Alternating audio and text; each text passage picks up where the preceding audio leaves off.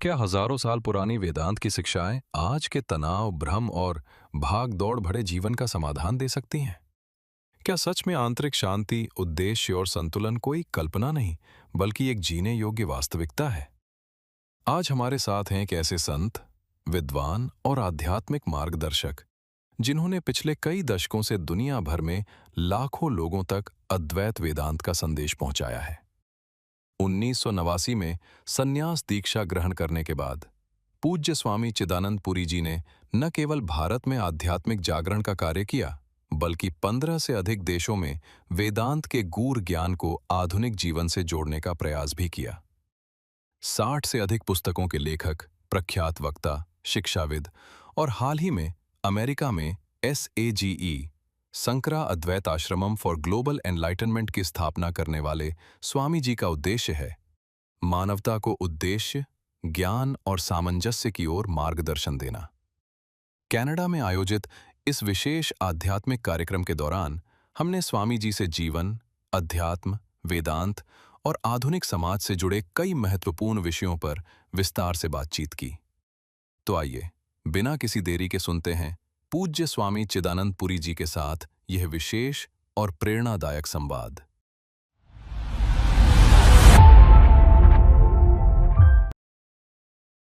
जी नमस्कार, मेरा नाम अश्विनी अग्रवाल और एक बार मैं फिर हाजिर हूँ आपके सामने डायरेक्ट टू पब्लिक में।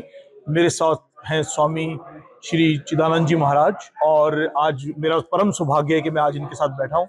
सो आइए स्वागत करते हैं स्वामी चिदानंद जी महाराज जी का। नमस्कार स्वामी नमस्ते जी, नमस्ते। मेरा नाम अश्विनी अग्रवाल और डायरेक्ट टू पब्लिक के माध्यम से मैं आज आपके समक्ष मौजूद हूँ और बहुत अच्छा लगता है जब इंडिया से हमारे ऋषिगण, हम कह सकते हैं ऋषिगण, स्वामी और वो लोग जो हमें मार्गदर्शन देते हैं और आप लोग यहाँ पर आते हैं, तो एक तो आपके चरण छूने का सौभाग्य मिलता है, आपसे मिलने का, सीखने का सौभाग्य मिलता है। और हम ये देख भी रहे हैं कि पिछले कुछ सालों में हमारा यहाँ पे सनातन का बहुत बहुत ही उत्थान हुआ है, यानी कि बहुत प्रोग्रेस हुई है।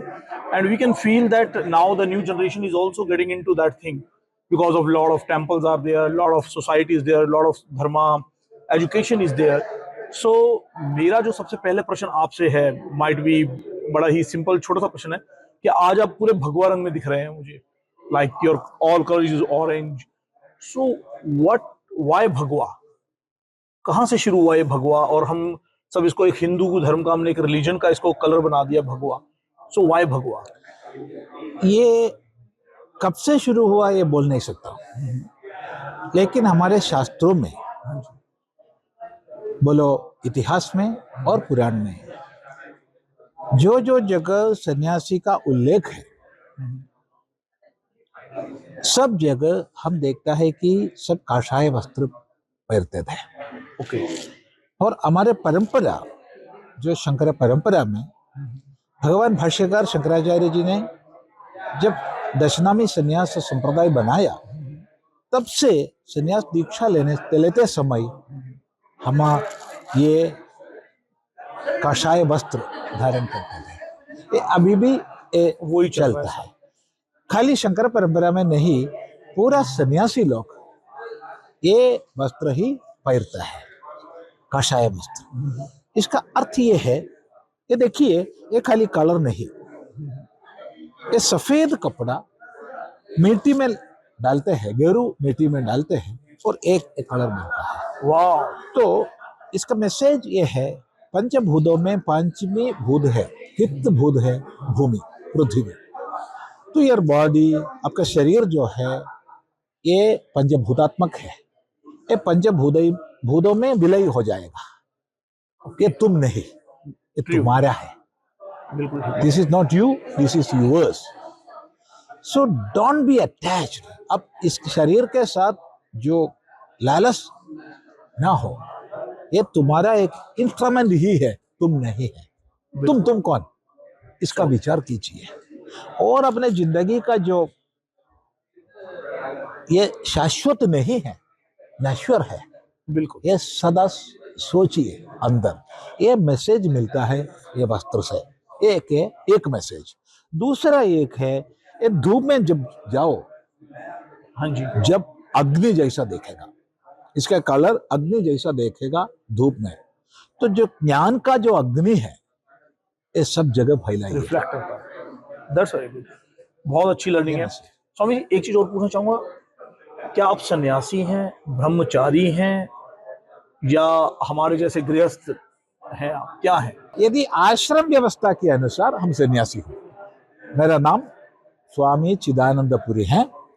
तो पुरी नाम जब सुने तब ये मालूम होना चाहिए कि ये दशनामी संप्रदाय में, शंकर परंपरा में आते हैं। तो पुरी नाम श्रृंगेरी मठ से जोड़ा हुआ है, ओह वाह, पुरी मठ से नहीं। ठीक है। पुरी, सरस्वती और भारती, ये तीन नाम श्रृंगेरी मठ से जोड़ा हुआ है। तो ये तो सन्यास है। ब्रह्मचारी और सन्यासी में क्या फर्क है? सन्यासी गृहस्थ होते हैं या नहीं? नहीं नहीं नहीं नहीं, जो ब्रह्मचारी माने जो शास्त्र पढ़ने वाले हैं, ओके, जो शास्त्र पढ़ने के लिए जो व्रत को पालन करना चाहिए, जो व्यवस्था के अनुरूप जीतना चाहिए, ये ब्रह्मचारी है। और ब्रह्मचर्य समाप्त करने के बाद एक व्यक्ति को गृहस्थाश्रम ग्रहण कर सकता है, नहीं तो संन्यासाश्रम ग्रहण कर सकता है। ओके, दो आश्रमों का ग्रहण कर सकता तो है। दोनों की अनुमति है उनको कि या, भाई अगर आप शास्त्र ब्रह्मचारी में हो, है, जब तक पढ़ रहे हो, लिख रहे हो, वेद कर रहे हो, व्रत रख रहे हो, उसके बाद आप एक नया जीवन भी शुरू कर सकते हैं। There is option. तो उसके बाद आपके अंदर इतना सत्य साक्षात्कार के लिए इच्छा है, दूसरा कुछ भी हमारे इच्छा नहीं। Everything else are irrelevant or immaterial for me, and I am for realizing the ultimate reality. And if that vairagya अंदर है तो आपको संन्यास ग्रहण कर सकता है। ओके, ना हो तो अवश्य गृहस्थाश्रम ग्रहण करना चाहिए। तो जो सन्यासी होते हैं उनकी फैमिली नहीं होती? पूरा दुनिया हमारे फैमिली है। मतलब एक, पर्टिकुलर एक, अपनी एक पत्नी हाँ, और पति हाँ। और अपने और क्योंकि जो सपुत्र हम सुनते ये हैं, नहीं हमारे होता जो है। ऋषि हुआ करते थे, जितने भी ऋषियों के नाम हमने रामायण महाभारत में, सबकी वाइफ्स होती थी। ऋषि और सन्यासी अलग ही है। अच्छा, ऋषि, नहीं हम सन्यासी की बात कर रहे हैं ना यहाँ पे। ऋषि और सन्यासी एक नहीं है। ओके, ऋषि माने जिसको सत्य साक्षात्कार मिला और जिसका आगे वेद मंत्र प्रकट हुआ, उनको हम ऋषि बोलते हैं। ऋषि का अर्थ कभी भी सन्यासी नहीं होता है। सन्यासी एक जीवित चर्या है, सन्यास जो ऐशनात्रय को छोड़ करके, ऐशनात्रय माने मेरे संपत्ति, मेरे परिवार, मेरे दुनिया, मेरे संपत्ति, मेरे परिवार, मेरे दुनिया, ये तीन ऐशना को छोड़ करके जो रहता है वही सन्यासी होता है। ऋषि और सन्यासी अलग ही है। आजकल ये लोग गलत समझते हैं कि सन्यासी लोग ऋषि है और ऋषि लोग सन्यासी है। ये बिल्कुल बहुत, क्योंकि हमारी जनरेशन को तो कुछ नहीं पता। उन्हें तो हिंदी आना ही बहुत बड़ी बात हो जाती है कई बार, या अपने शास्त्रों को समझना बहुत मुश्किल हो जाता है, तो उनको इन शब्दों की परिभाषाएं बिल्कुल नहीं पता। एंड थैंक्स टू यू, आपने बहुत अच्छी परिभाषाएं बताई हमें इसकी आज।